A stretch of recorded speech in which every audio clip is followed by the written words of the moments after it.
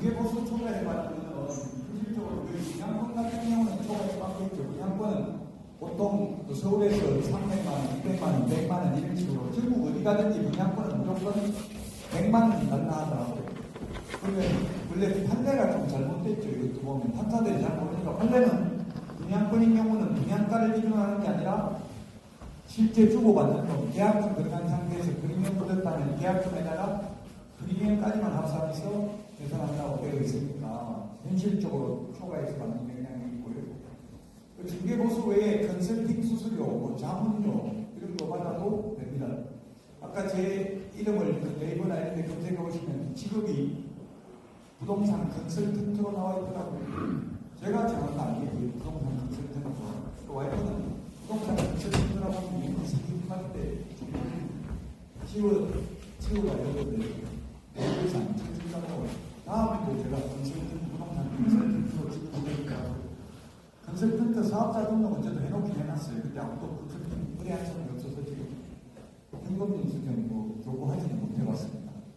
어쨌든 현금영수증도 요구해달라는 걸 보여드렸죠. 컨설팅 수수료는 받아도 상관없습니다. 다만 컨설팅 해주지는 않고 명목만 컨설팅 명목으로 인수된 이름만 컨설팅 수수료 이렇게 쓰면 초과, 중개보수 초과에 제촉될 가능성도 있다는 게 별개의 입장입니다. 그 다음에 직접거래, 이게 문제인데 직접거래. 싼 물건 나와서 패널에서 보니까 찍어 돌린다 이런 말을 하더라고요. 좋은 물건 있으면. 그러면 싼 물건 계획공개산 명의로 샀다가 파는 건 안 되죠. 그러면 실장 명의로 샀다가 파는 건 돼야 돼요. 애인 명의는, 배우자 명의는 안 돼요. 애인, 배우자, 실장 산다. 배우자인데 실제 애인은 되고 얘는 뭘 했다고? 애인도 되고 배우자도 되고 배우자도 누가 된다고 해서 오래 함께 가십니다. 잘 들리긴 했네요. 오래 누구한테 들었는데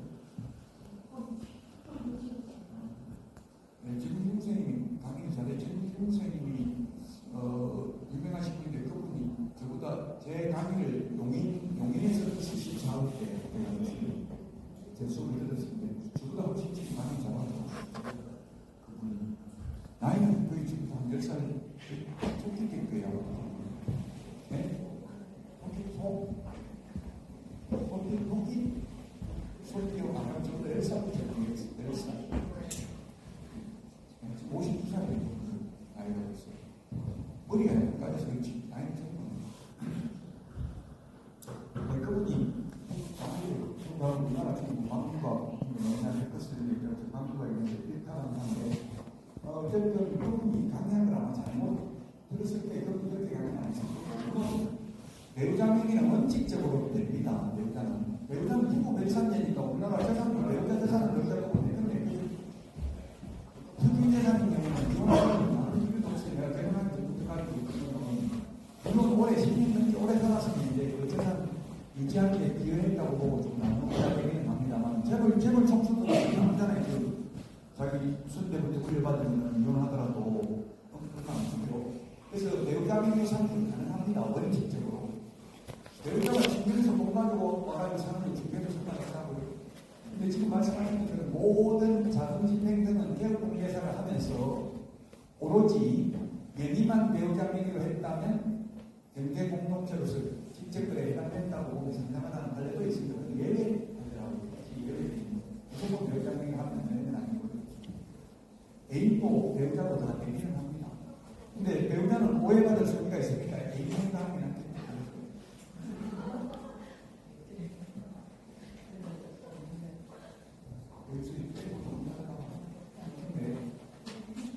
진정으로 살면 안 되지. 진짜 살았으면 그 목소리 가서 아픈 게 어쨌든 직접거래 실장 명의로 샀다 파는 건 안 됩니다. 대우공개사 명의도 안 됩니다. 그 국토부에서 적발하는 거는 계약서 확인 설명서에 거래 당사자 이름을 적혀 있는 사람이 개업공개사 명판 찍으면 그는 반드시 처벌받는다고 해야 되지. 직접거래 명백하다는 정도다. 실장인 경우 도장 안 찍으면 실장인 경우 잘 모를 수 있잖아요. 이런 얘기하면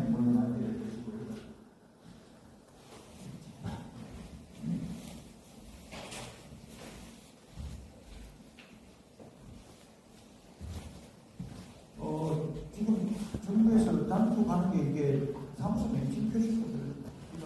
광고 이게 최근에 지금 각 지자체별로 보니까 한 3건 이상 과태료가 부과된다더라고요. 이게 광고 표시 광고 때문에 각 지자체별로 보니까 왜냐하면 이게 표시 광고 모니터링을 실시하고 있어요. 거의 매몰이든지 모니터링을 하고 있다고요. 네, 그래서 이게 사무소 맹신들 5가지를 표시해야 되고 보통 옛날에 보면 임대문이 이렇게 해가지고 핸드폰 번호만 적어놓은 경우가 많이 있었습니다. 그렇게 하면은 100만 원 이하의 과태료입니다. 사무소 맹신 소재지 연락처 등록번호, 대표자 성명 또 적어야 됩니다. 보조원 이름은 적으면 안 되고요. 소속 공개사 이름은 적으면 돼요, 안 돼요? 소속 공개사 이름은. 네?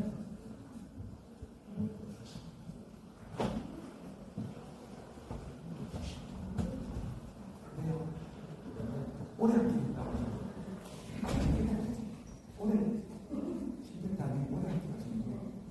아까 10년 때 한번 내셨어. 3년 38. 우리 34에 19배웠어요. 지금 제가 알기로는 15 이때까지 시험을 제가 8회 때부터 봤는데 1990년도 8회 때 가장 어려웠습니다. 가장 어려운데 8회 때는 시험이 내용이 안 맞는 게 너무 많았어요. 근데 당시는 비신증이 없었다고 옛날에 그때는 군사를 하고 있기 때문에 비신증이 대통령 때부터 생겼어요. 그전에는 문제 기출에 문제를 못 가지고 나왔어요. 시험 보면 그냥 나눠서 나왔어요. 그 자리에. 또 8회 때까지는 한자로 시험이 나왔어요. 한자. 8회 때까지는 1차 과목이 국법 1차 과목이 있습니다. 제가 8회 때부터 시험을 봤거든요. 9회 때부터 이제 2차로 바뀌었고요. 9회 때까지는 상대평가했습니다. 2년에 3,000명 뽑았어요. 5회 때부터 9회 때까지. 그러다가 10회 때 제가 합격했는데 10회 때 15,000명 뽑았어요. 갑자기. 맞아요. 시우가 그래 제가 합격했다는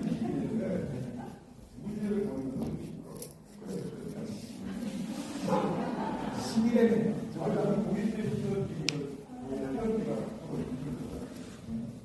그때는 LH에서 시험 문제 팔아먹고 해가지고 문제가 됐었어요. 옛날에 유출된 적도 있었어요. 그 시험지를 사가지고 흘려가지고 공부해가지고 문제가 됐었죠. 시험지 샀는데도 답 다 가르쳐줄도 모르는데 그 다음 할 수 없잖아요. 이게 문제를 보고도 다 보고도 못 푸는 거예요.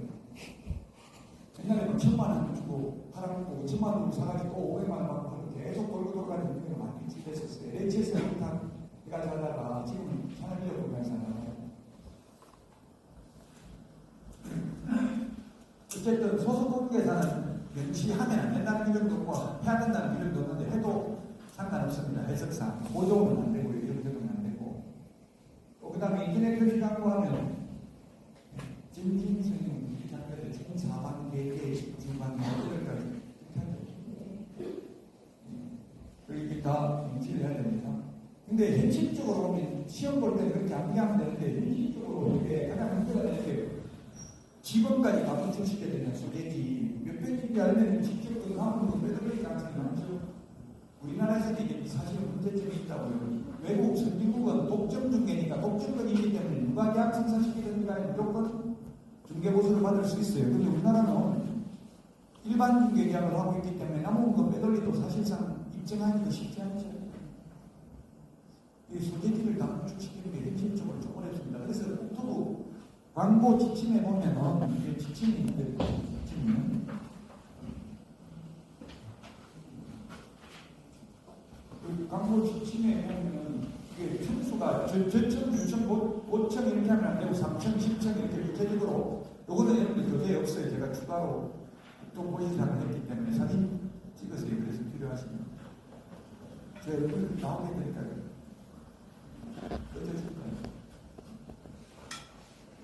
층수를 층수만 명시하고 지금 하늘에서 개봉회사님들도 아파트 층수까지만 공개되어 있잖아요. 네이버에 메모 올리려면 네이버에 등록할 때는 몇 동 몇 호 다 찍어야 돼요. 그럼 네이버 측에서 층수만 공개하죠. 몇 호까지는 공개 안 하고 지금 현실적으로 그렇게 하고 있습니다. 몇 호까지 다 몇 층인지만 하고 사실 남은 거 빼돌리면 몇 층이 가보면 아파트 많아봐야 3개 정도 있잖아요. 보통 확인할 수는 있는데, 근데 아파트는 남은 물건 빼돌리기 좀 어렵습니다. CCTV가 있고 이렇기 때문에. 근데 토지 같은 경우는 남은 물건 빼돌릴 가능성이 많죠. 현실적으로. 좀 그래서 구조적으로 좀 문제가 있다고 일반 중개인데도 불구하고 이걸 매물을 전부 소재지까지 나오고 하라고 하니까 현실적인 좀 어려움이 있습니다. 근데 저는 강사로서 그냥 이런 걸 말씀드릴 수밖에 없고 그래서 이게 지금 이것도 아마 이렇게 교재에 없는데 그래서 제가 이게 밀착이 붙어 있는 거 그냥 사진 찍어 온 거예요. 밀착이 개업 회사님이 올려줬는데 옛날에는 핸드폰 번호만 찍었었어요. 근데 지금 핸드폰 번호만 찍는 게 아니라 누구누구 공인회사 사무소, 그 다음에 핸드폰 번호, 대표자 설명, 등록번호, 연락처 이렇게 다 이 소재지도 되면 이 소재지는 무슨 소재지? 중개 대상물 소재지입니까? 중개 사무소 소재지입니까? 중개 사무소. 그러니까 이걸 만들어가지고 종이나 천으로 만들어가지고 여러 개 만들어놓고 어떤 분은 아예 매매 임대를 같이 한 장에 가지고 놓은 분도 있더라고요. 그리고 그냥 아무 데나 갖다 붙이는데 그 갖다 붙인 장소가 매물 나와 있는 데잖아요. 여기는 임대 이렇게 따르는데 어떤 경우는 매매 정지고 임대 이렇게 하는 데도 있더라고요. 근데 매매 임대는 좀 구분하는 게 좋긴 할 것 같아요. 임대들 근데 매매 정지고 임대 이러면 매매인지 임대인지 좀 헷갈리니까 어쨌든 이거 종이든 천으로 이렇게 해놓고 그냥 이거 나오면 유리창에 갖다 붙여놨더라고 생각하는 게 있는데 제가 옛날에 실격받으면 임대문이 돼 있어서 제가 실장으로 근무할 때 한 20년 전에 이거 전화번호 해보니까 저는 당연히 건물주가 내놨는 줄 알았거든요. 근데 100% 제가 전화해보면 100%다 계약회사님들이더라고요. 전화해보니까. 제가 공통중개하려고 하니까 기분 좋아하지 않더라고요. 차라리 계약회사로 회신했으면 제가 전화 안 했을 거 아니에요. 그래서 이제 계약공개사님을 명치해야 되고 다만 주인이 직접 내놓는 경우는 명치 안 하고 그냥 주인 직접 이렇게 해가지고 상관은 없습니다. 주인이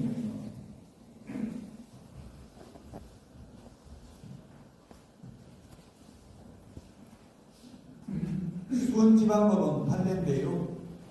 행정사법 제2조에 보면 행정사가 아닌 자는 계약서를 작성해서는 안 된다. 이를 위반하면 3년 이하의 징역이나 3천만 원 이하의 벌금 행사합니다. 다만 다른 법률에 특별한 규정이 있는 경우에는 그러하지 아니하다 이렇게 되어 있습니다. 그래서 우리 공공계산법에는 보면 개업법 제22조에 보면 개업공개사는 중개를 완성한 때에는 거래계약서를 작성하고 거래 당사자 쌍방에게 교부하고 5년간 보존해야 된다. 계약서를 이렇게 되어 있습니다. 중개 완성한 때는 계약서 적으면 됩니다. 근데 권리금은 중개 대상물이 아니라는 게 판례입니다. 중개라는 뭐냐? 중개라는 용어적인 법 제2조 1호에 보면 중개 대상물에 대하여 거래 당사자 간의 매매 교환 임대차 그 밖의 권리의 등치를 변경하는 행위를 알선하는 것이라고 되어 있습니다. 중개 대상물을 알선해야 중개라고요. 근데 권리금은 중개 대상물이 아니다. 아닌 걸 알선해도 중개가 아니다. 이법상 중개가 아니다. 중개가 아니기 때문에 중개 보수가 적용되지 아니하므로 권리금 알선하고는 10% 받아도 공공계산법 중개보수 초과에 제출되지 않는다. 따라서 중개 완성을 한 적이 있기 때문에 권리금 계약서는 공공회사가 적으면 3년 이하의 징역이나 3천만 원 이하의 벌금에 처한다. 다만 현실적으로 모든 중개업소에서 권리금 계약서를 작성하고 있는 현실을 감안하여 벌금 100만 원 선고 유예한다. 이렇게 판결 나왔습니다.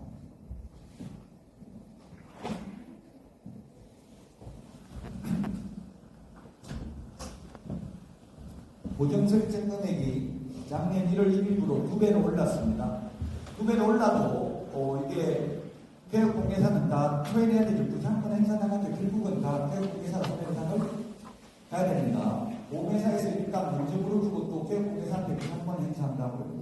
그 손해 입히지 않도록 조심을 해야 됩니다. 자동차 보험이나 생명수 보험하고는 다르다고요. 왜냐하면 자동차 보험이나 생명보험이나 화재보험은 고의는 배상하지 않고 과실만 배상합니다. 근데 우리는 고의로 일부러 사고를 내도 배상하기 때문에 부상권 행사할 수밖에 없다고요. 부상권 행사 안 하면은 내가 손해됐다고 확약서 써줄게 2억 받아가지고 1억씩 나눠먹자 이렇게 할 수도 있잖아요. 그래서 부상권을 행사할 수 있습니다. 부가가치세 중개보수회의 별도로 받아도 되고요. 질문 있으면 하시고요. 중개보수 받는 거는